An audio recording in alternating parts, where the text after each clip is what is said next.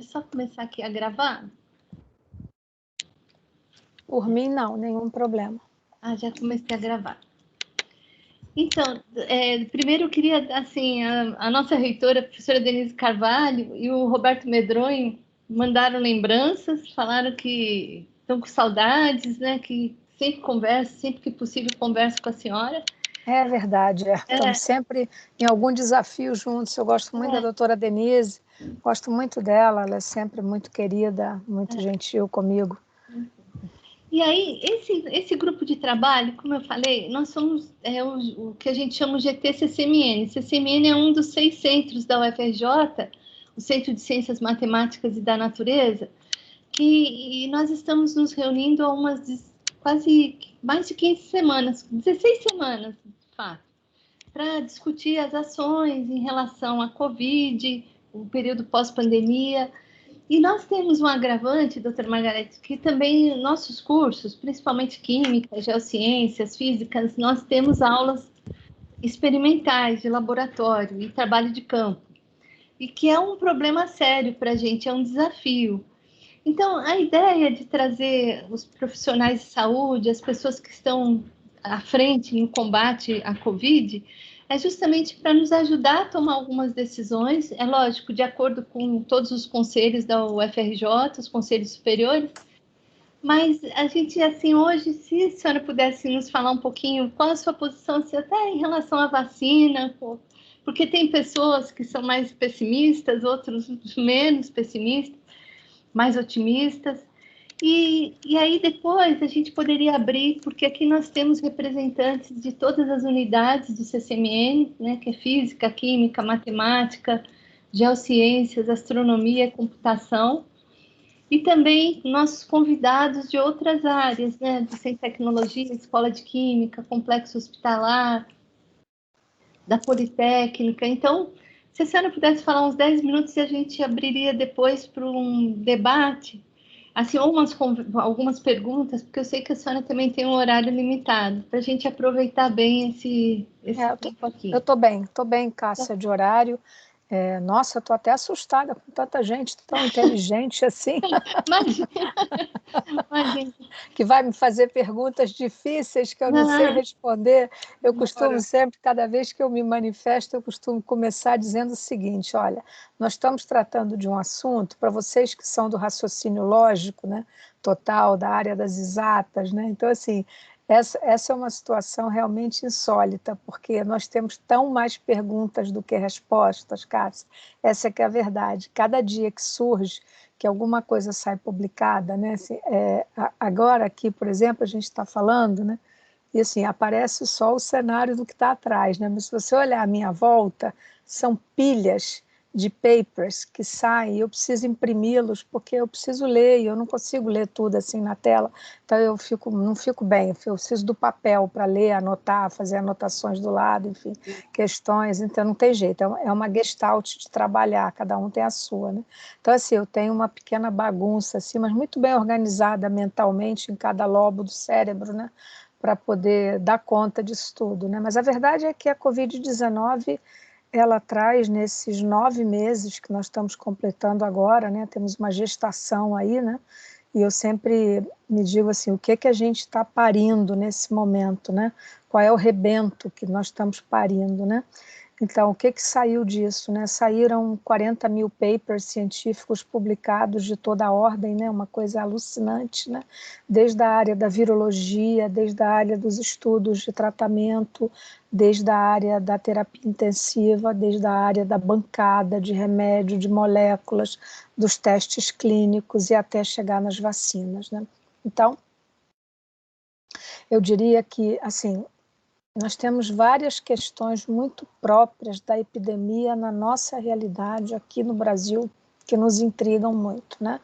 Quer dizer, primeiro, por que que nós nos comportamos tão mal diante da epidemia, né? Primeira coisa, né? O que que aconteceu? Foi só a heterogeneidade com a qual ela chegou aqui, né? A epidemia chegou no Brasil vinda da Europa, né? O gene que predomina circulando não é o gene da China, é o gene europeu, dos primeiros casos que chegaram aqui de avião vindo das férias, né?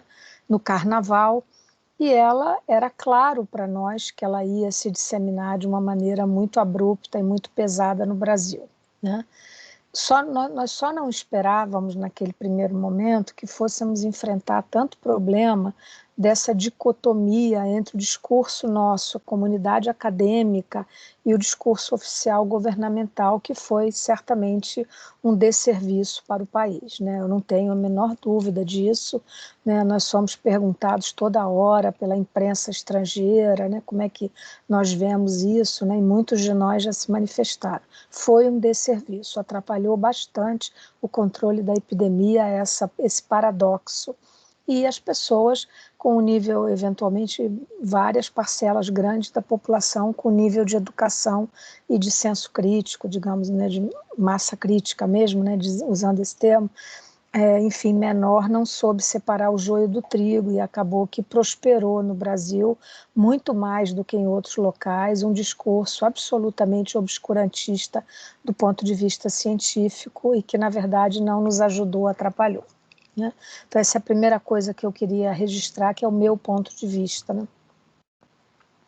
A outra coisa, eu acho que nós tivemos dois fatores, digamos assim, Cássia, que eu acho que são muito importantes de serem registrados, né, e que são positivos, né, no meio de tanta coisa ruim, né? Não estou aqui nem entrando no mérito dessa, enfim, depois a gente pode até comentar o que é essa distribuição massiva do que eu chamo saquinhos de ilusão, né, distribuindo remédio que não serve para nada, e o povo comprando, e o povo tomando, e políticos em ano de eleição distribuindo saquinhos com remédio de verme misturado com cloroquina, com zinco e com uma porção de tolices que, na verdade, não são nem placebos, né? Porque se fosse só placebo era até menos grave, né? Mas remédios que já foram desqualificados de acordo com ensaios clínicos controlados, desenvolvidos da melhor maneira, né? Até há 4 meses atrás nós não podíamos dizer isso com essa segurança, hoje já podemos dizer com bastante segurança.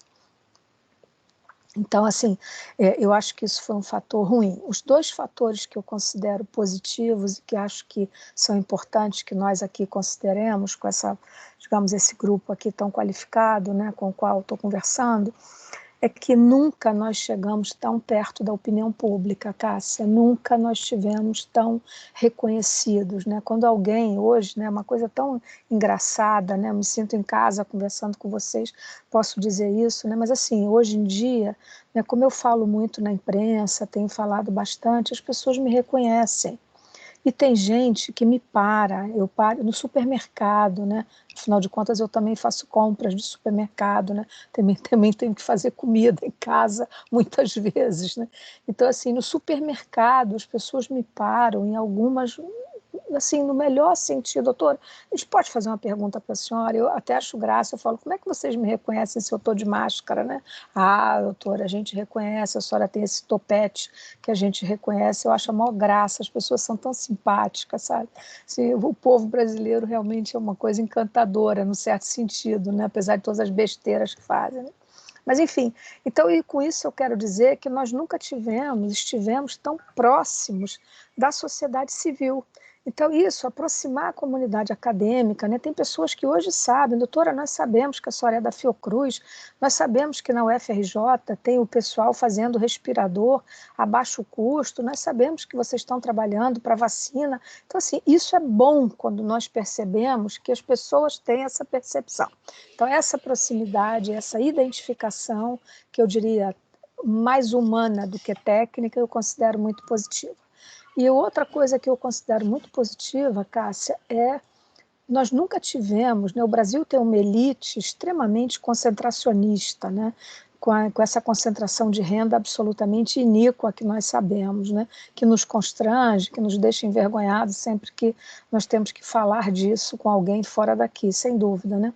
Então, eu acho que pela primeira vez o Brasil, né, eu me lembro que das primeiras entrevistas que eu dei, né, no começo de março, eu disse, olha, nós só vamos conseguir ajudar o controle epidêmico no Brasil se a iniciativa privada comparecer pesadamente, não é simbolicamente, porque não dá para deixar tudo na mão do governo. Se nós não assistirmos sem nenhum prurido ideológico, bobagem, né, quem precisa tem que ser assistido, tem que ser levado até essas comunidades o que elas precisam. Comida, água limpa, sabão líquido, máscara. Então, com isso, eu acho que eu pude participar e eu acompanhei de perto muitas dessas iniciativas, e só para lhes dar um único exemplo, né, desde que nós começamos pela Fiocruz o nosso trabalho de grande envergadura que nós estamos fazendo nas favelas da Maré, né, nós criamos um projeto enorme, né, com grande financiamento da iniciativa privada, e o nosso projeto realmente é espetacular. Entendeu, Cássia? Nós alugamos um galpão que acabamos recebendo de uma ONG alemã. Então, nós criamos um serviço onde nós estamos fazendo teste de PCR para centenas de pessoas. Esse teste, o resultado é entregue ou de modo sigiloso à própria pessoa, ou mandado por um sistema de aplicativo que é instalado.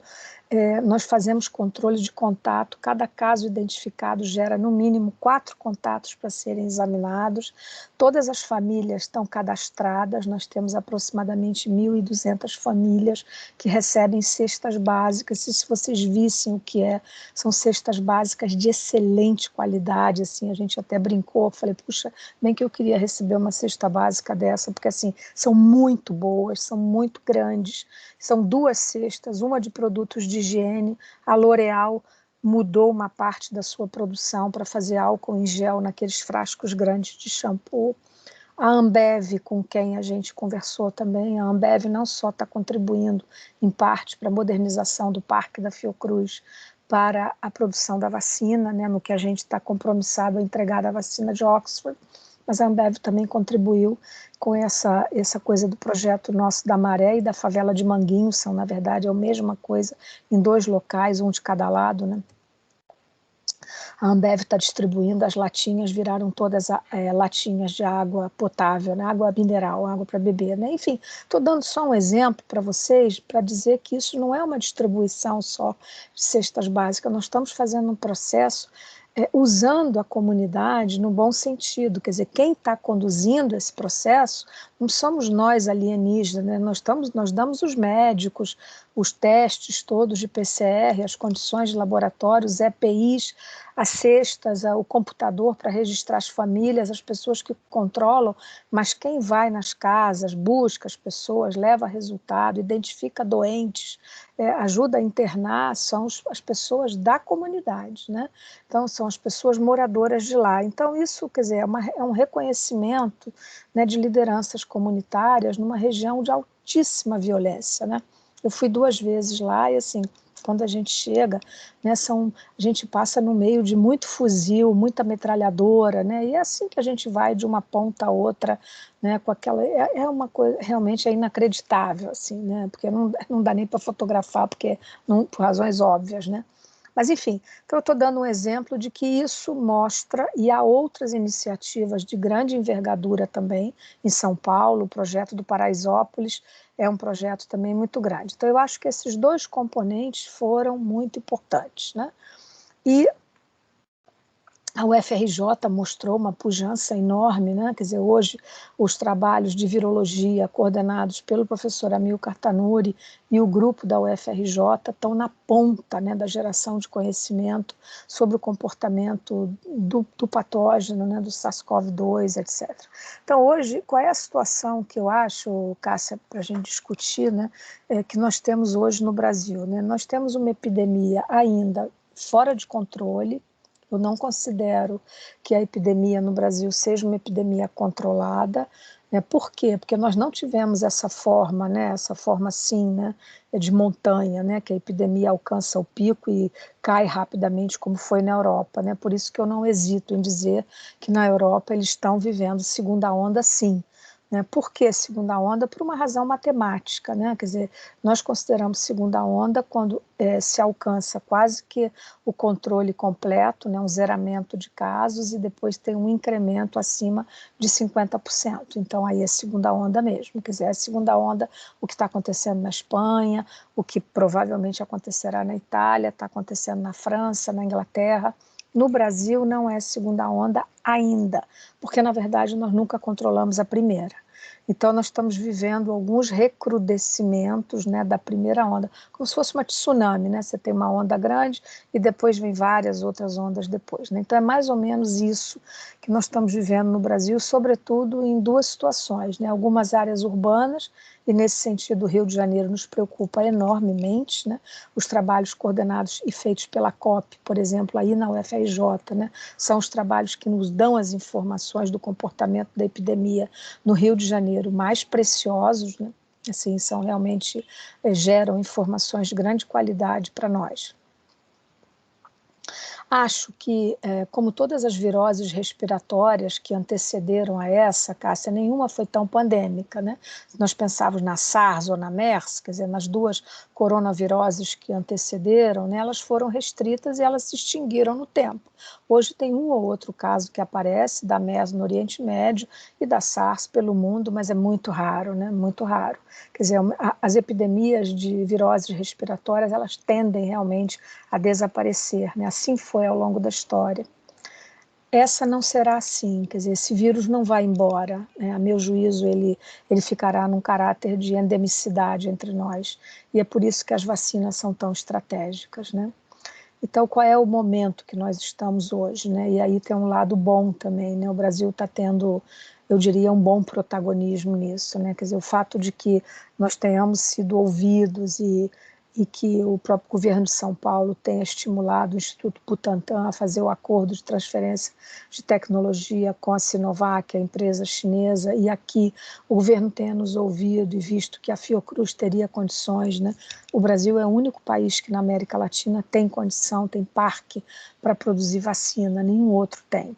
E é por isso que o compromisso da Fiocruz, após entregar esse primeiro lote dos 30 milhões de doses que estão sendo produzidos, que nós já começamos, que serão entregues no começo de janeiro do ano que vem, a nossa capacidade estará instalada e já fazendo a própria IFA do produto vacinal aqui no Brasil, porque por enquanto a IFA está vindo da AstraZeneca, né? E nós teríamos capacidade de produzir 40 milhões de doses por mês. Com 40 milhões de doses por mês, nós vamos cobrir muito mais do que o Brasil em termos de necessidade. Nós teremos condições de cobrir a América Latina. Isso é importante porque o Brasil finalmente assinou o COVAX, né, que é essa grande iniciativa global, supragovernamental, né, que é coordenada pela OMS, na verdade, assegura que os países mais pobres, né, que não teriam a menor condição de fazer face aos ricos, né, porque aí é desigual, é muito desigual, né, quer dizer, os Estados Unidos compra tudo, né, o Trump já botou US$ 1 bilhão, né, na fabricação da vacina da AstraZeneca, né, botou outro dinheiro grande, que eu não tenho precisamente, na vacina da Moderna, também na vacina da Johnson & Johnson, né. Todas essas, né, a da Johnson & Johnson, a da Moderna não, né, a da AstraZeneca, a da Sinovac, a vacina russa, parece que tem um acordo lá no Paraná, mas não estou à vontade para falar sobre ela, porque eu não sei. As outras sim, as outras a gente está bem informado, né? E as BCGs, né? Então hoje, quer dizer, além desses projetos de vacina para uso de massa da Covid-19, nós temos 2 projetos de BCG aprovados para serem desenvolvidos no Brasil, né? A vacina BCG, para aqueles que eventualmente não sabem, é uma vacina de longo uso no Brasil para profilaxia da tuberculose aplicada em crianças recém-nascidas. Há uma política de vacinação com uma cobertura muito alta, praticamente de 100%, e nós vamos desenvolver, né, eu sou a investigadora principal da BCG num estudo multicêntrico internacional, então já está aprovado pela CONEP. Nós devemos começar a vacinar profissionais de saúde, vamos vacinar 1.000 profissionais de saúde aqui no Rio de Janeiro e mais 1.000 no Mato Grosso do Sul, em 2 sites da Fiocruz, né? E a outra vacina é uma vacina que vai ser desenvolvida justamente pelos pesquisadores da UFRJ, daí, financiado pelo Ministério da Ciência e Tecnologia. São 2 cepas diferentes, uma cepa que ora é usada no Brasil, que é uma cepa indiana, porque a produção brasileira está interrompida pela Fundação Ataulfo de Paiva, para questões de requerimentos da Anvisa de boas práticas de fabricação vacinal. Então, a cepa que vai ser testada é a cepa que o Brasil está importando da Índia. O nosso estudo é outra cepa, nós vamos usar uma cepa dinamarquesa, que é chamada cepa Denmark, que é fabricada na Dinamarca. É um estudo clínico multicêntrico, já começou, né? O Brasil é o último país entrando, então é Austrália, Espanha, Inglaterra, Austrália, França, e Holanda e Brasil. Então são 5 países, né? As outras vacinas tem alguns países desenvolvendo. Então, assim, a situação das vacinas, né, que é uma coisa que cria e gera muita expectativa, né? Eu sempre brinco com a pergunta, posso fazer planos para a vacina? E a gente diz, não faça isso, não deixe seus planos para depois da vacina, porque a vacina vai demorar muito. Então, você vai congelar seus planos durante muito tempo, né? Nós não fazemos promessas infundadas e nem políticas, porque não é o nosso interesse, né? Não é como o presidente americano que disse que ia vacinar toda a população americana até outubro, né? Então não vai vacinar ninguém, porque não tem nenhuma vacina pronta e os órgãos regulatórios são extremamente sensatos e rígidos no melhor sentido. E o FDA não vai aprovar uma vacina, mesmo em caráter emergencial, para aplicar na população sem os fase 3 totalmente terminados e com uma análise interina publicada, para aí sim pedir um registro em caráter de emergência, que é o que nós vamos fazer no Brasil também. Tanto a vacina da AstraZeneca, que deve terminar o fase 3 até começo de novembro, será feita uma análise interina. Não houve efeitos colaterais graves, realmente não houve, né? As vacinas parecem seguras. Se elas serão eficazes, Cássia, é uma outra discussão, né? Então, sempre me perguntam isso. Até onde nós sabemos, a nossa expectativa em relação às vacinas é modesta, porque as vacinas não vão dar proteção alta, como dá, por exemplo, a vacina da influenza, essa que a gente toma todo ano, né? O vírus SARS-CoV-2, ele é muito pouco mutável, né? Ele é um vírus que não muta como o da influenza. Por isso é que a influenza tem que ter vacina todo ano. A questão que se coloca para nós é quanto tempo dura a imunidade daqueles que já tiveram. Então, por exemplo, né, eu tive Covid-19 em maio, né, há 4 meses atrás.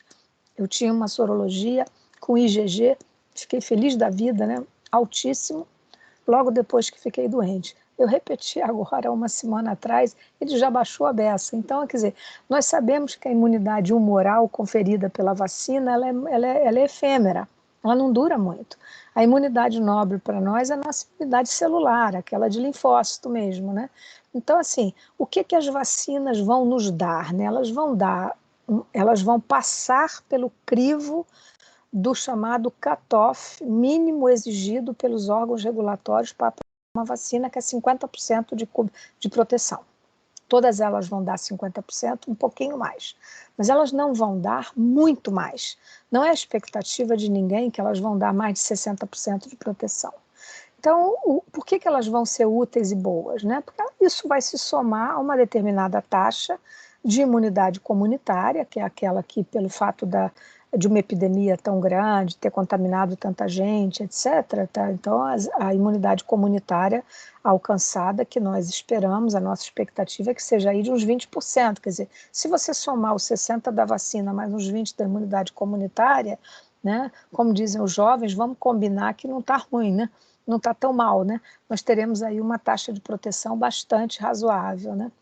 E é isso, quer dizer, esse é o estado da arte, as vacinas vão sair, as vacinas estão indo muito bem, os ensaios de fase 3 no Brasil estão indo, nós agora aprovamos, né, a Conep aprovou a vacina da Johnson & Johnson, cuja única diferença é poder ser aplicada, ela também é uma vacina de adenovírus, ela é semelhante à vacina da AstraZeneca, com uma formulação diferente que permite que ela seja dada em apenas uma dose. Essas vacinas são complexas, na medida em que todas exigem 2 doses, então imaginem vocês a logística que vai ser vacinar um país continental como o Brasil, né? Em áreas difíceis, de difícil acesso, tem que ter rede de frio, cadeia de frio, né, para poder preservar as vacinas, em áreas do sertão, áreas da Amazônia, vai ser bastante complexa essa política de vacinação. Mas nós temos uma experiência boa, o Brasil tem uma experiência acumulada do Programa Nacional de Imunização, que é muito boa, né? Todo mundo sabe disso. O Brasil acho até ganhou prêmio, né? Com o nosso PNI, né? Apesar de tudo, as campanhas para pólio, né, deram uma cobertura muito grande com a vacina Sabin. Então, assim, nós temos uma experiência logística de conduzir vacinação que nos ajuda, entendeu, Cássia? Então, esse é mais ou menos, né? É mais ou menos assim como que eu vejo a situação. E queria fazer um último comentário, né, para aqueles que não são médicos, eventualmente não saibam isso, né, por que que as vacinas são tão esperadas, né? Vocês vão entender perfeitamente, né? Se vocês pensarem bem, nós temos uma belíssima experiência com viroses respiratórias controladas por vacinas. Vacinas são a grande solução para viroses agudas. Para as chamadas viroses crônicas, e aí vamos ver hepatite C, AIDS, são os dois grandes exemplos, e até hepatite B, mas essa já tem até uma vacina, né?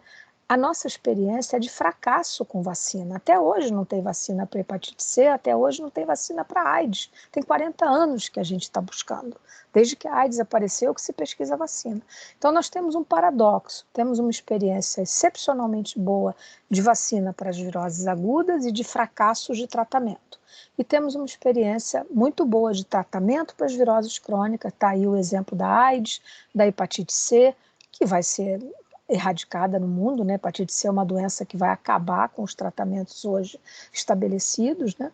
E é uma experiência de fracasso com as vacinas. Então é uma situação assim de balanço, né? Que eu queria dizer para você. Então, ditas essas informações assim iniciais, Cássia, acho que estou aqui à disposição para discutir os pontos que vocês quiserem, por favor. Muito obrigada. Não, foi bastante esclarecedor. E, assim, uma coisa que é importante, você citou a L'Oréal também, Margarete, aqui a gente tem no nosso centro, né, e com 4 unidades do CCMN, Escola de Química, o Instituto de Química, eu sou do Instituto de Química, da COP, da Faculdade de Farmácia, nós formamos o GT Álcool, nós produzimos cerca de 80 mil ou mais, né, a professora Fabiana também participou, mais de 80 mil litros entre álcool 70% líquido, em gel e glicerinado. E a L'Oréal discutiu com a gente a formulação, nós discutimos com eles até nos doaram alguns frascos daquele, porque foi num momento em que sumiu o álcool do mercado, então era tudo muito complicado, né? A Angelúcia, que está aqui, que é do Complexo Hospitalar, ajudou em toda a parte da logística, com os 9 hospitais da UFRJ, e eu acho que isso foi um diferencial para a gente. Pelo menos assim, parece que é uma coisa simples, porque para nós da área de química é fácil, a produção não é difícil. Mas em termos de laboratório, quando você vai para uma produção dessa, para a gente já é quase uma produção semi-industrial. E ainda... E a gente fez muita distribuição, Cássia, porque assim, não é só a L'Oréal que está fazendo, né? Tem outras empresas, né? O Boticário, eu sei que está fazendo, né? E a Nivea. Exato, então assim, e fora assim, a questão da indústria têxtil, né, que é tão forte aqui no Brasil, né, nós também conversamos com eles, né, e assim, eu particularmente aprovei, né, foram levados vários para eu aprovar os protótipos de máscara. Nós distribuímos milhares de máscaras para as comunidades carentes, para o pessoal da área básica do SUS, que não tinha, né? Houve um momento que não tinha nada, né? Então, assim, em maio, a gente estava distribuindo já milhares com... eu ajudei algumas pessoas, até estimuladas pelo Luciano Huck, imagine você, né, que eu nem conhecia, me procurou, eu disse, você quer ajudar? Quem quer ajudar é bem-vindo. Então, assim, não me interessa a política, não tem nada a ver com isso. Então, assim, o que que eu quero?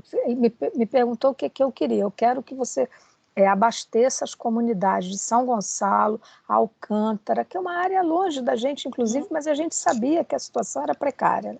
O governo de Niterói começou a trabalhar direitinho, fez um projeto de saúde pública bastante bom. Falei, vamos ajudar aquelas pessoas, né? Então, assim, foram distribuídas, eles me mostravam os dados, assim, 15 mil, 18 mil máscaras por semana, né? Isso continua até hoje. Né? Isso tem, a gente está então, assim, produzindo ainda o álcool, a gente tem que produzir porque essa é a questão, né? A gente não sabe como que está, ainda está nessa primeira onda, aqui num baixo patamar, então é muito complexo. Mas, assim, eu vou abrir para as perguntas. Se as pessoas quiserem colocar aqui alguma pergunta para a doutora Margarete. Ao professor Cláudio Lenz, eu queria que vocês se apresentassem, tá, Cláudio, para a doutora Margarete, e assim que a gente fosse objetivo por causa do horário. Tá Estou bom. vendo o rosto do Cláudio com esse pão de açúcar tão bonito aí atrás, né, O Cláudio? pão de açúcar é fake aqui no momento, Eu mas tudo sei. bem. Agora todo mundo tem uns fundos lindos assim. Doutora Margarete, obrigado aí pela introdução, muito boa. Eu tenho algumas perguntas, mas vou me restringir a uma. Essa questão do BCG, né, e da tríplice viral, quer dizer, eu já ouvi comentários há muito tempo que isso poderia ser um efeito, aí eu fiquei atrás, eu não sou médico, sou físico, fiquei atrás de saber, mas se a BCG fosse tão importante, por que o Brasil se deu tão mal se tem essa vacinação tanta? Então aí, depois é que eu li em algumas reportagens que a BCG tem um prazo também de validade, que ela meio que perde, né? E aí a minha pergunta é a seguinte, ao que parece já há alguns estudos mostrando o efeito benéfico, não é isso? Vocês estão fazendo um estudo mais controlado, quer dizer, a gente já tem informação suficiente para dizer que há uma indicação, digamos assim, deveríamos nós tá certo, ir atrás da vacina ou não, por exemplo, tá? Não, César, Cláudio, a questão é o seguinte, a BCG é uma vacina muito curiosa, que ao contrário de outras, ela provoca uma reação, uma resposta imunológica muito variada. O que ela não é duradoura, ela não é uma vacina perene. Então, quando nós vacinamos, por que nós vacinamos recém-nascido ao nascer? Não é porque seja o melhor momento do ponto de vista imunológico, porque um recém-nascido não tem o seu sistema imune maduro ainda. Nós só amadurecemos nosso sistema imune a partir do sexto mês de vida em diante, né? Mas por uma medida de saúde pública, para cobrir o máximo possível, a gente dá na maternidade, que aí não tem perda. E com isso o Brasil consegue manter uma cobertura vacinal de praticamente 100%, né? A vacina é a mesma, dada para todo mundo, na rede pública, na rede privada, sempre foi dada a vacina. A nossa cepa é a cepa Morro, Rio de Janeiro, que chegou ao Brasil na década de 30, né? E que é considerada uma cepa, nós usamos um conceito que se chama virulência residual, que é a capacidade dela gerar resposta imunológica. Então, a BCG é uma vacina muito curiosa, porque há vários estudos mostrando, isso já está estabelecido, que ela eventualmente protege contra outras viroses da infância, de que haveria uma imunidade cruzada dessa vacina pela variedade de resposta imunológica celular que ela produz. Então, a lógica, a resposta que os países ditos com alta cobertura de BCG tiveram um comportamento da epidemia mais leve, isso já caiu por terra no Brasil, porque aqui a situação foi muito grave. Então, isso não se responde por essa hipótese zero está negada, né, digamos assim, de início, né? Mas a nossa hipótese é de que profissionais de saúde expostos, que nunca tiveram doença, então, portanto, são suscetíveis, seriam protegidos pela BCG, né, independentemente do fato de que a grande maioria, provavelmente 100%, do que nós vamos aplicar são vacinados com BCG. Porque todo mundo que nasceu no Brasil de 72 para cá tomou BCG. Então, quem tem 50 anos é vacinado. E a maioria dos profissionais de saúde que estão na ativa, digamos assim, provavelmente a grande maioria que nós vamos vacinar já receberam BCG ao nascer. Nós vamos registrar esse dado. Isso vai dar, inclusive, à população que nós vamos vacinar uma característica especial, porque os outros países que estão desenvolvendo a vacina nunca deram BCG. Então, Inglaterra, Espanha, esses países não têm política de vacinação BCG.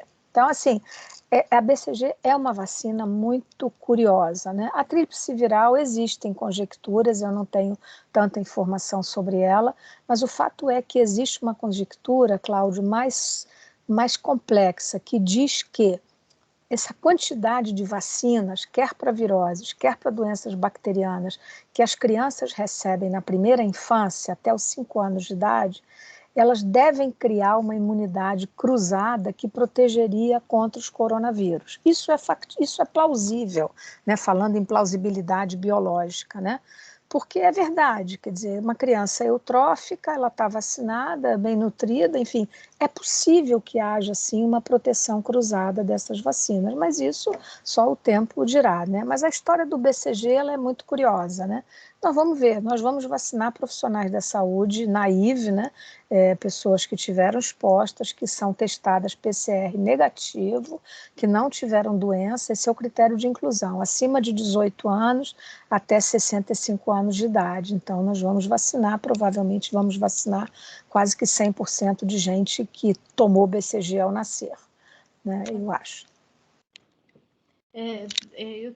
A senhora pode ficar um pouquinho mais depois de 4, doutora Margarete? Pode? Posso? Pode. Eu tenho uma pergunta aqui que é da Angelúcia, que é referente a BCG também. Aí depois da Angelúcia, que é do Complexo Hospitalar, eu vou passar para a Fabiana, e tem o Graham e o Adri. A gente podia fazer 2 perguntas, e aí a senhora responde para agilizar um pouco, né? Então, Angelúcia, pode fazer a pergunta, Angelúcia? Oi, professora, prazer imenso. Sou do Complexo Hospitalar, na parte de planejamento, e sou mestranda da ENSP também em Saúde Pública. Assim, eu até pensei em me candidatar para esse teste. No período de março até hoje, eu tenho trabalhado dentro do hospital, apesar de ser da área administrativa, e tive vários contatos, fui contactante com pessoas positivas e não tive nada, tenho feito direitinho. Mas eu confesso que eu tenho medo. Eu fico assim com receio de até que ponto você tomar novamente a BCG, se vai ter algum problema, contraindicação. Eu queria tirar essa dúvida com a senhora. Olha, Angelúcia, você seria uma candidata ao estudo, porque a profissional de saúde está exposta, independentemente de estar na linha de frente, é testada negativa, não teve doença, né? É vacinada ao nascer, porque é jovem, né? Então certamente tomou vacina BCG ao nascer. A questão do BCG, né, a cepa Denmark, que é a que a gente vai usar, ela é considerada muito boa cepa, né? A cepa usada no Brasil, Morro, é considerada a melhor de todas, né? Que a gente não vai usar nem no estudo que vai ser feito pela UFRJ, que é uma cepa indiana, que na verdade é uma cepa Moscou, que é o nome dela, é uma cepa russa, mas que é fabricada na Índia, né? Então, assim, qual é a inquietude, digamos assim, que eu entendo que você tenha? Primeiro, que ao receber, né, qualquer vacina, você sabe que tem 50% de chance de estar recebendo placebo, porque a vacina é contra placebo. Então, você pode estar recebendo placebo. É duplo cego. Nem eu sei o que eu estou te aplicando, nem você sabe o que está recebendo. Só a única pessoa que sabe é o farmacêutico que separou e ele tem que registrar por causa do código de barra, né? Então, é tudo, nós só vamos saber quando abre o estudo. Ou se você apresenta um efeito colateral. E aí, quais são os efeitos colaterais relacionados e esperados à vacina BCG? É uma reação local, que é muito raro, né? Os efeitos colaterais do BCG são realmente muito raros, né? Não são efeitos como os neurológicos que apresentam as outras vacinas de vírus, né? Que o BCG trabalha com uma vacina bacteriana, né? Não é uma vacina viral, né?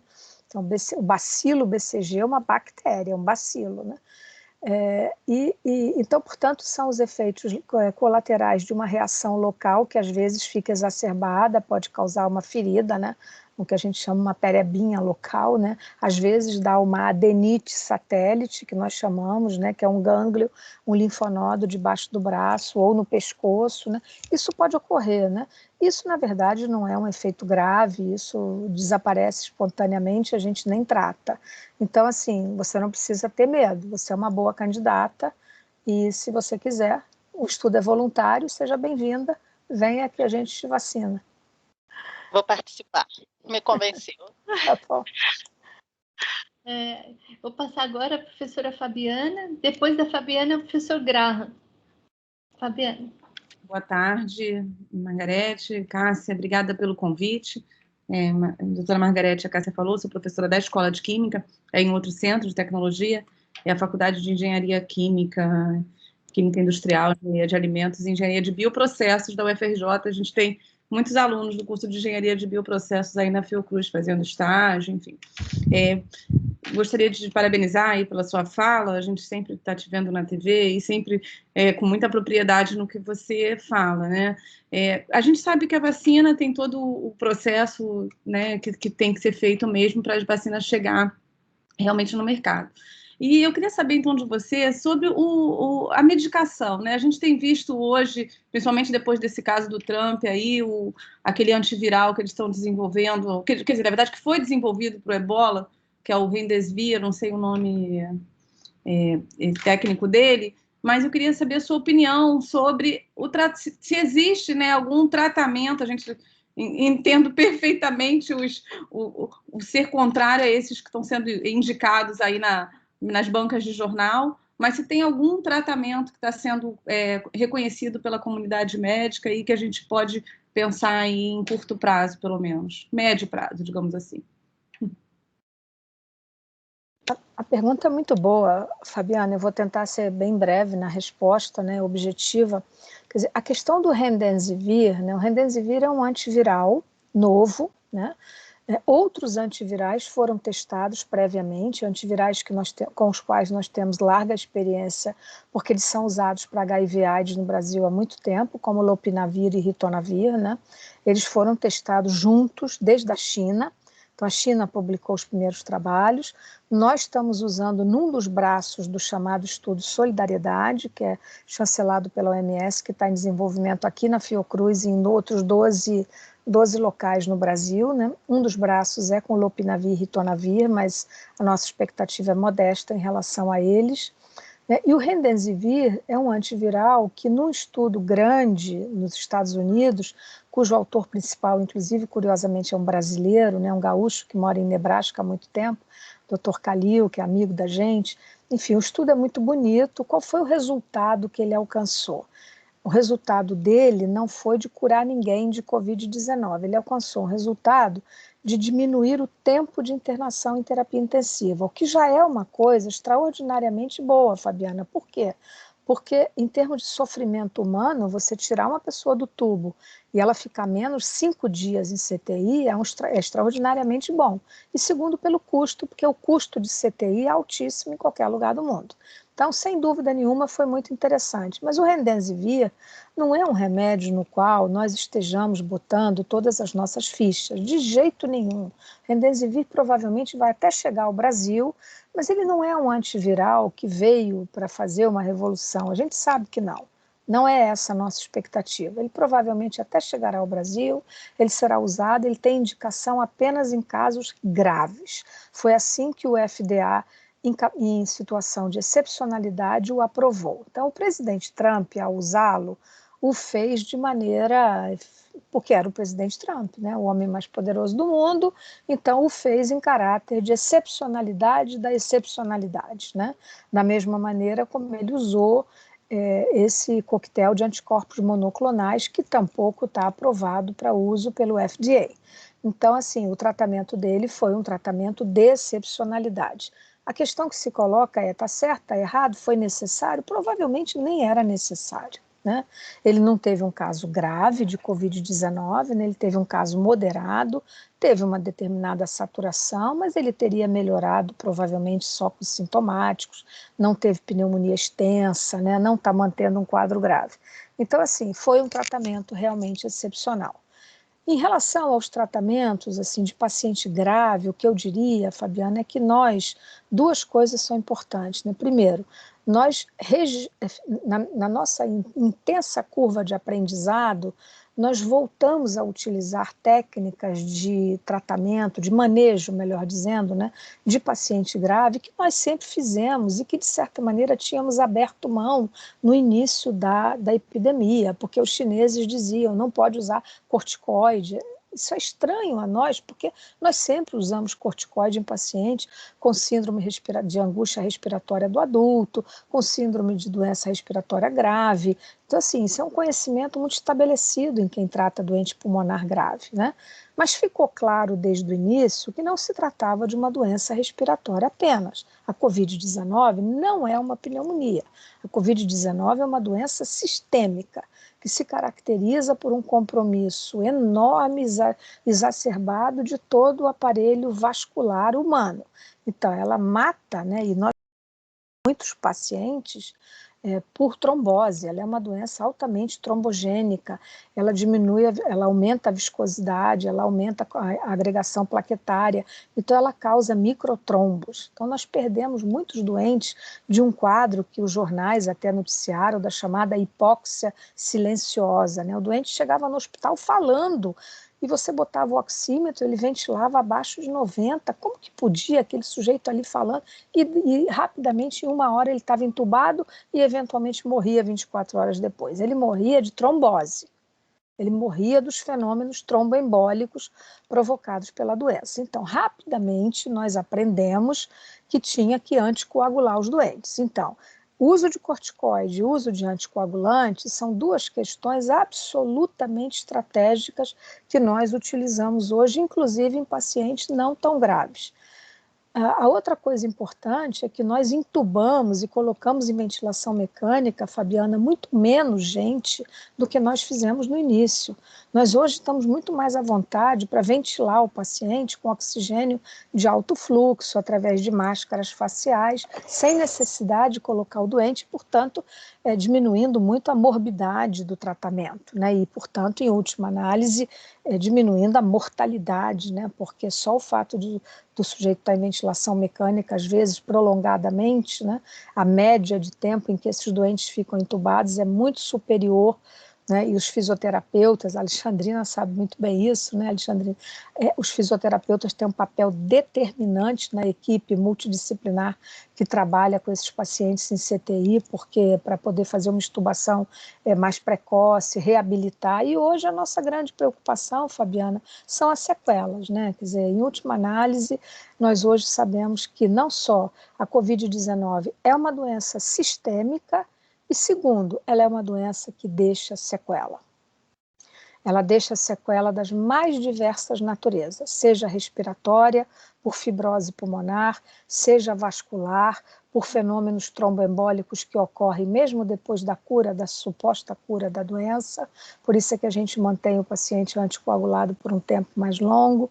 Ela desenvolve doenças, sequelas neurológicas, então, assim, desde coisas não graves, né? Por exemplo, eu tive Covid há quase 4 meses atrás, eu até hoje tenho neuropatia periférica. Até hoje eu tenho, fiquei com a voz alterada, né? Eu não tinha essa voz rouca, né? E desde a Covid fiquei com uma certa rouquidão e tenho dormência na ponta dos dedos das mãos, né? Melhorou nos pés. Assim, estou dando um exemplo, né? Eu tenho doentes que têm neuropatias severas, outros doentes ficam com sequelas cardiológicas graves, como miocardiopatias, independentemente da idade. Eu tenho doente com 38 anos, sem nenhuma comorbidade, que saiu do quadro grave e hoje tem uma miocardiopatia severa, que provavelmente ele vai conviver com isso o resto da vida.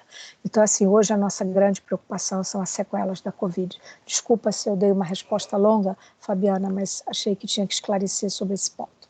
É bom que já tira outras dúvidas. A professora Denise Carvalho sempre fala, né? Quando alguém fala assim, eu quero pegar logo essa para ficar imune, ela fala assim, eu nem quero pegar essa doença, por causa da que a gente sabe que tem outras consequências, sequelas, né, doutora Margarete? Eu vou passar então agora. Melhor é não pegar. É melhor não pegar, se cuidar. O professor Graham, que é do Instituto de Matemática.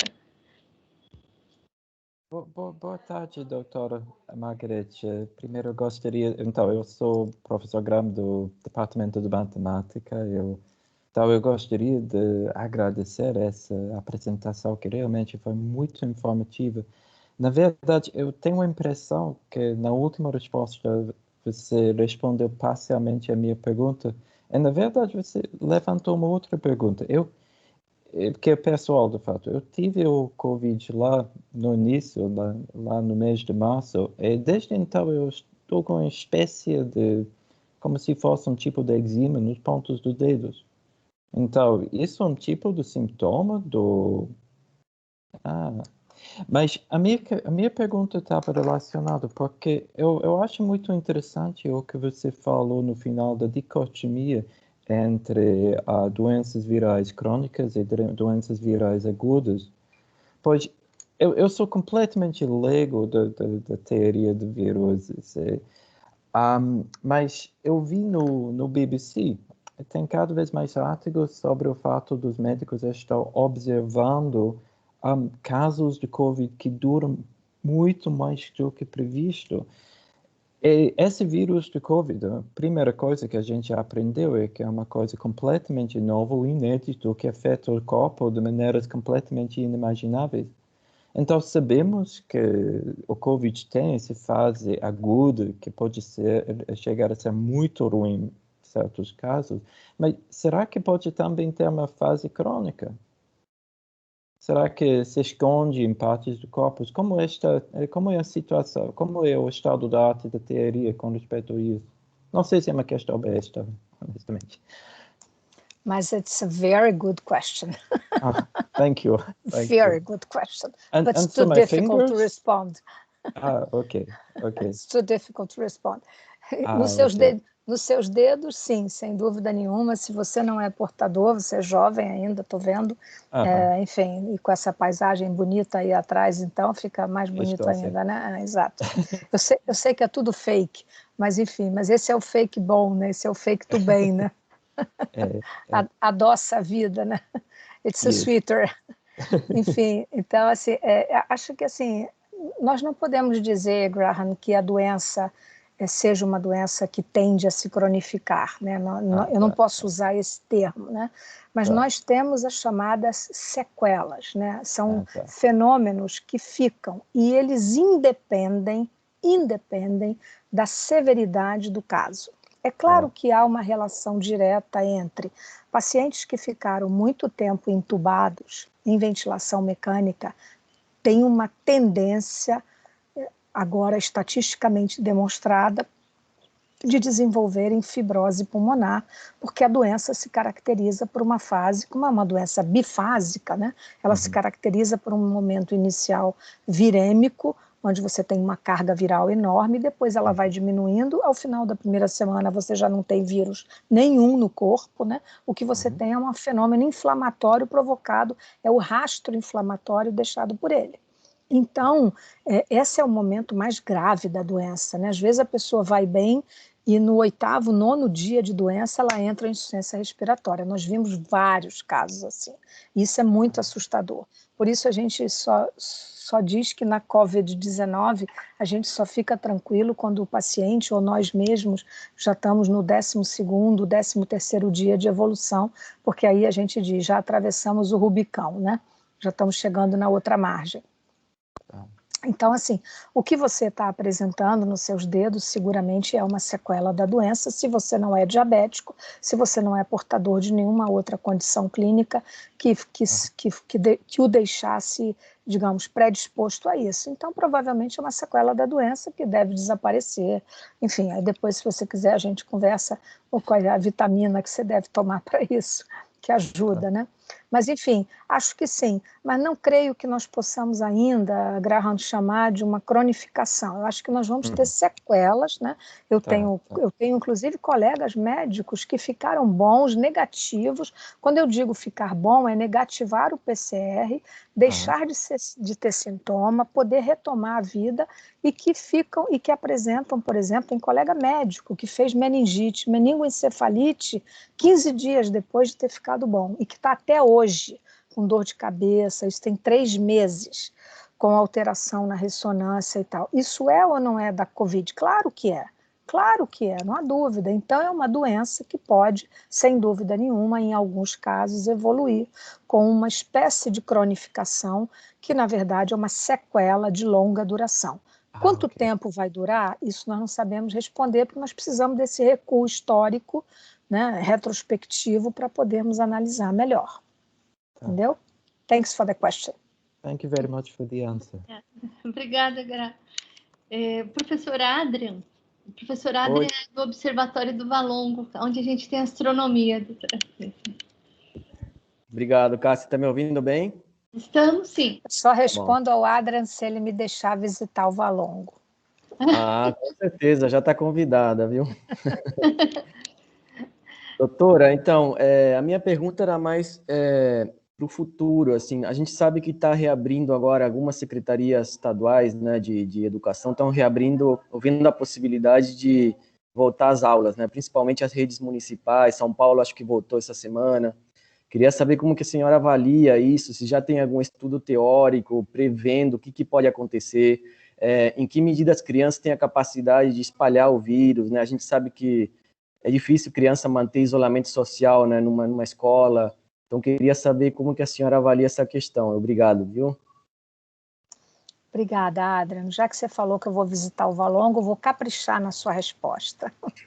Olha, eu me manifestei várias vezes sobre essa questão, Adrian, é muito difícil, porque assim, foram feitos muitos estudos, né? Tem uns estudos muito preciosos feitos, por exemplo, pelo grupo da USP de Ribeirão Preto, que são epidemiologistas de grande capacidade, né? Eu tenho muito contato com eles, e assim, eles fizeram análises muito interessantes lá do estado de São Paulo e provaram que não dava para abrir em condições de segurança. Por outro lado, né, eu fiz várias discussões, inclusive a pedido do Ministério Público, né, discuti com procuradores, etc. Né, dei alguns pareceres, dei até recentemente um parecer para o Colégio Militar do Rio de Janeiro, porque os militares querem abrir o colégio a qualquer preço, e eu fui ver, analisei as condições físicas do colégio. Então, assim, eu diria, resumindo, que, de novo, as condições da desigualdade se impõem nessa situação. Por quê?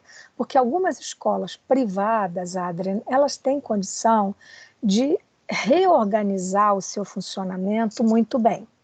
Né? Então, os seus espaços físicos são maiores, eles têm quadra, eles têm locais ventilados, eles têm condição de separar as turmas de horário integral, botar metade de manhã e metade de tarde. Eles pegaram as salas de aula, eu vi muitas fotografias, puseram 1/3 das carteiras com separação, eles puseram vigilante. Eles vão testar os funcionários, porque eu disse, o único padrão ouro, né, o gold standard, seria testagem de todo mundo, porque se você tem certeza de que quem está entrando ali está negativo, você pode deixar. O problema é que, como isso vai ser feito na rede municipal, ou na rede estadual, ou na rede pública, é impossível. Né? Essas escolas não tiveram nem sequer adaptação dos seus espaços físicos, dos seus sanitários, dos seus vestiários. E criança maiorzinha, ou adolescente, ele é gregário por natureza, não tem jeito. Como que você vai mantê-los fora do vestiário, né, onde a garotada entra e conta história, né, conta um segredinho, tudo pertinho, né? Bom, a outra questão é a questão de mantê-los todos com máscara, os professores também, que não é tão simples, né? A gente está chegando no verão e a gente está recomendando que não ligue o ar-condicionado, deixe as janelas abertas, nem todo lugar tem janela. Então, alguns lugares vão ficar insuportáveis, né, com o calor que faz aqui.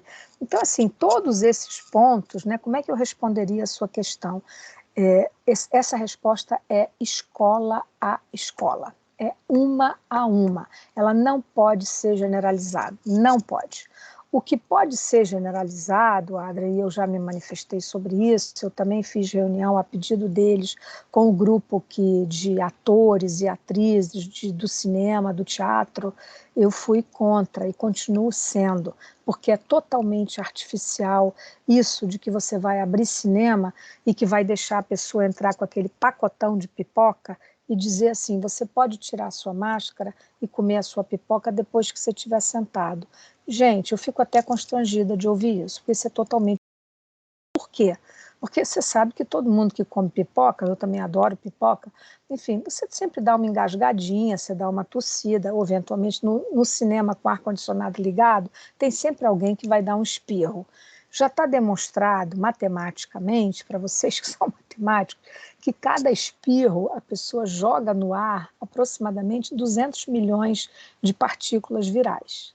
Quantas dessas são contaminantes? Muitas, provavelmente. E aquela pessoa que está ali comendo aquela inocente pipoca, ela pode estar doente sem sintoma. E o problema da Covid-19 é que ela é uma doença em que você transmite para o outro sem ter sintoma. Quando você se contamina comigo, ou vice-versa, hoje, hoje na quarta-feira, você começa a transmitir a partir de amanhã para outras pessoas, mas você só vai ter sintoma daqui a 5 dias. Então, quando você começa a ter sintoma, Adrian, você já contaminou uns 3 ou 4, pelo menos. Esse é que é o problema da Covid-19.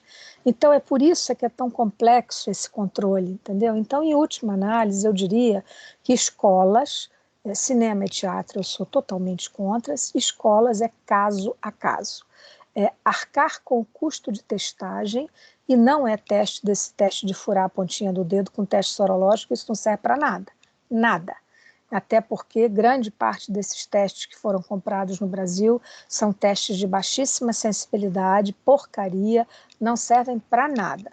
Então, assim, teste sorológico de boa qualidade só serve para 2 coisas. Primeiro, para quem teve doença saber se desenvolveu anticorpos ou não, e segundo, para os inquéritos sorológicos, como a gente está fazendo aí com o EpiCovid, esse grande estudo que está mostrando quantos % da comunidade já está com imunidade comunitária. Então, nós já sabemos no Rio de Janeiro, por exemplo, que algumas áreas do complexo do Alemão estão com 20%, a Rocinha está com 20%. Então, isso, os inquéritos estão para nós, né? Algumas áreas de São Paulo já estão maiores, Manaus já tem áreas com 40% de imunidade comunitária, né? Está quase alcançando aquela palavra que eu não gosto de usar, porque imunidade de rebanho, herd immunity, não é um termo da clínica, é um termo da vacinologia.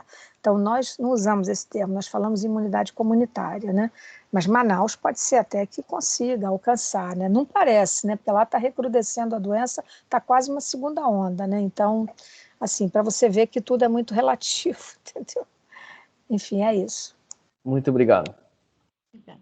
A gente tem mais 2 inscritos, porque aí está no horário da doutora Margarete. Aí eu só, a professora podem fazer as perguntas, Cássia, podem fazer as perguntas. Imagina. Professora Marlice, que é vice-diretora do Instituto de Química, e depois a professora Silvia, que também é do Valongo.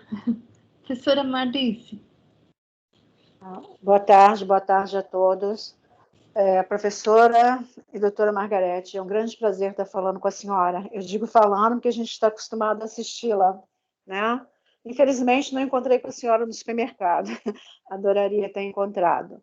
Eu vou ser bem pontual, justamente em relação às vacinas. A senhora falou em imunidade comunitária.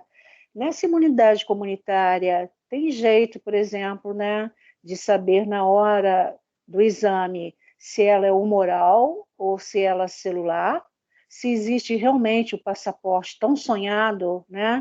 E se a vacina é capaz de estimular tanto a imunidade humoral e a celular? São 2 questões. A primeira resposta é não, né? Quando você faz o teste sorológico, na verdade, você está medindo não um pool, né? Mas você está medindo dois marcadores imunológicos, né? Um que é a IgM, que é uma imunoglobulina da fase aguda da doença, né? Então, quando você está doente, você tem IgM, ou logo depois que cura, ainda alta, né? Ela é de produção mais rápida, e depois o de produção mais lenta, mais tardia, que é a imunoglobulina G, né? Então, assim, não, ela só mede a imunidade humoral mesmo, né? A outra pergunta que você fez foi sobre se as vacinas são capazes de estimular as duas. Possivelmente sim, né? Nós imaginamos que sejam antígenos, não sei o quanto cada uma vai poder estimular, né? De resposta humoral ou da imunidade celular, mas seguramente sim, né? Porque a vacina BCG, por exemplo, né, que é totalmente diferente, né? Nós sabemos que ela causa uma estimulação da imunidade celular, né? Mas é uma vacina bacteriana, o princípio é diferente, né? É isso. Ok, obrigada. Professora Silvia.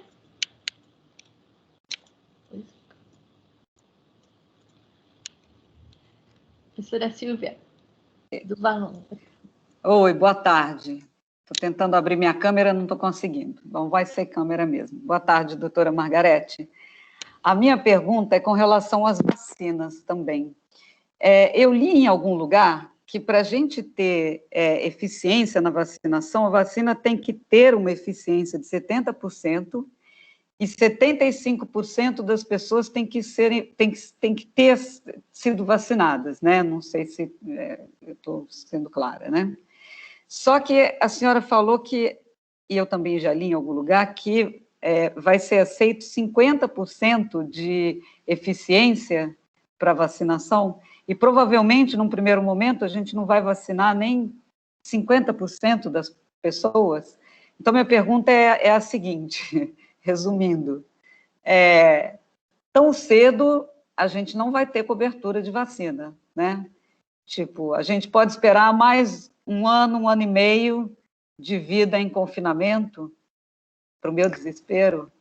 Não, acho que a gente não precisa esperar a vida em confinamento, mas a sua pergunta também é muito boa, Silvia, porque, na verdade, uma vacina, para ser considerada aceita pelos órgãos regulatórios, ela tem que ter um ponto de corte de proteção que é no mínimo de 50%. Abaixo de 50% ela não é aceita, ela é considerada ruim e é descartada. Essas vacinas, que na verdade não são novas, né? Lembrando que a maioria delas são vacinas ressuscitadas, né? Elas foram concebidas para o ebola, né?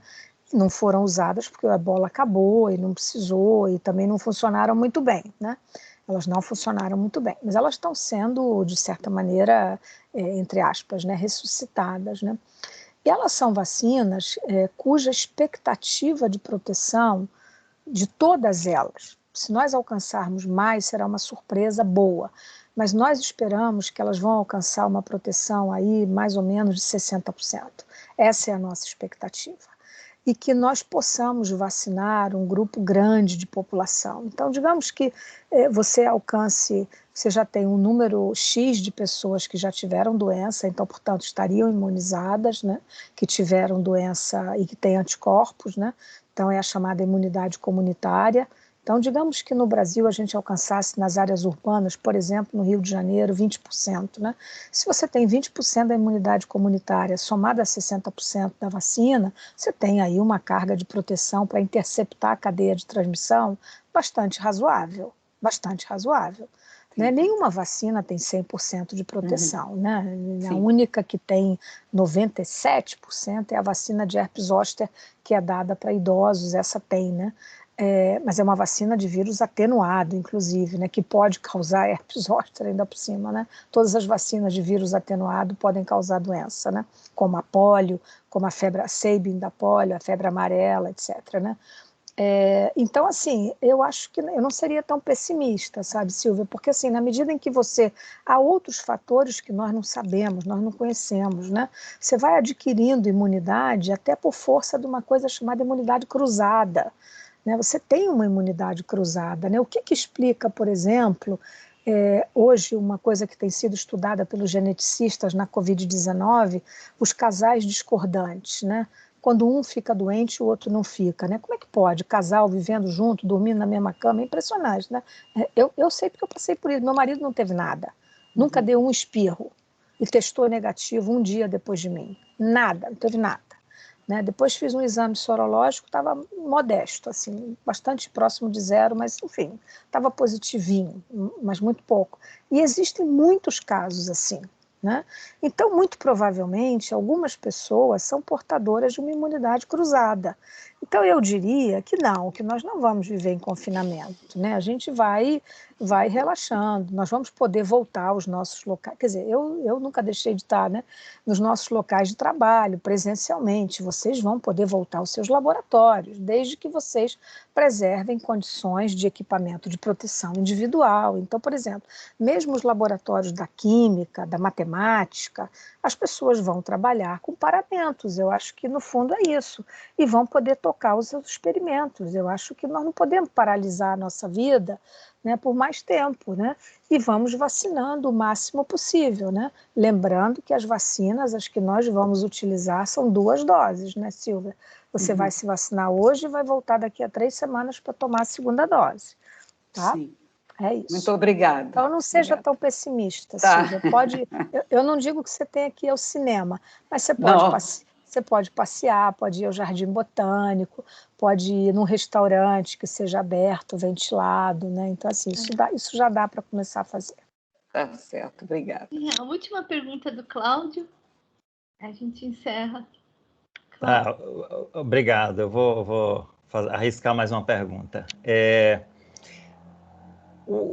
A exposição a, digamos, baixíssimas cargas virais, há uma coisa estudada, né, nessa parte de vírus, que isso possa equivaler a uma espécie de vacina, porque se a pessoa, digamos, está aí no meio, né, ambiente, onde sempre tem alguém, né, que passa e joga uma carga viral muito pequena, né, e aí, sei lá, você é exposto a essa carga viral muito pequena. Existe algum processo de construção de imunidade a partir de coisas assim? Tem isso? Isso é comprovado ou isso não existe?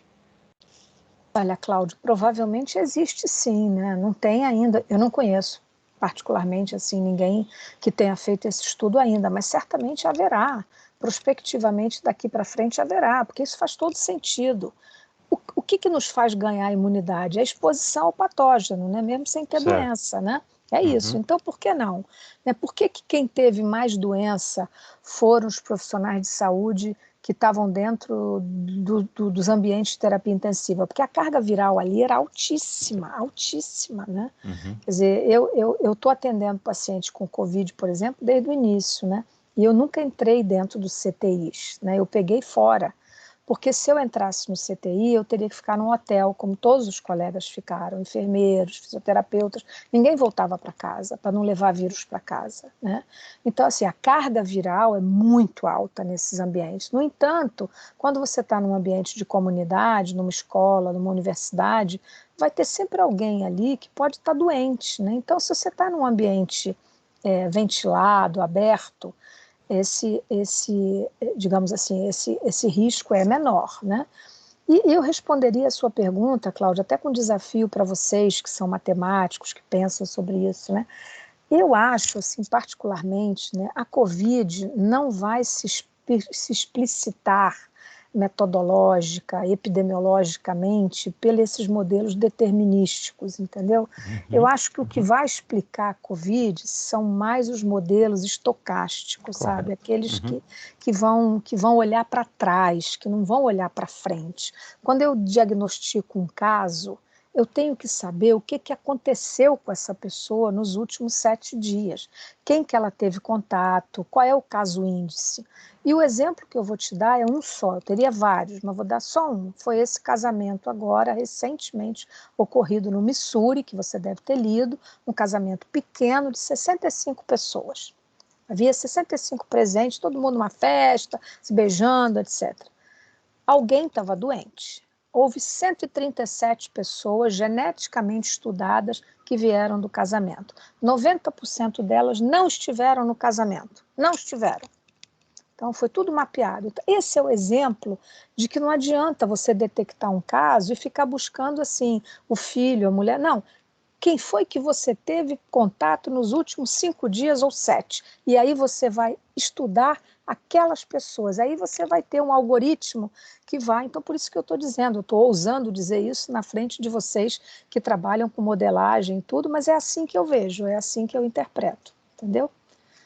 Eu gostaria de ouvi-los. Não, muito obrigado. Eu acho que é por aí mesmo. Eu vi um artigo muito tempo atrás de uns ratinhos, né, que foram sujeitos a cargas virais maiores e um outro grupo a cargas virais menores, e que os cargas virais menores realmente desenvolveram doenças mais brandas, né, e morreram, tiveram menor letalidade. Daí que eu me pergunto se isso, né, eventualmente... Mas faz todo sentido, tá, Cláudio? Faz todo sentido. Há uma relação, digamos assim, causa e efeito entre tempo de exposição e tal, então, sem dúvida nenhuma. Claro que isso em média, né? Porque cada um de nós é uma realização quântica diferente, aí o resultado é probabilístico, na essência. Olha, conversar com vocês é um espetáculo, gente, porque...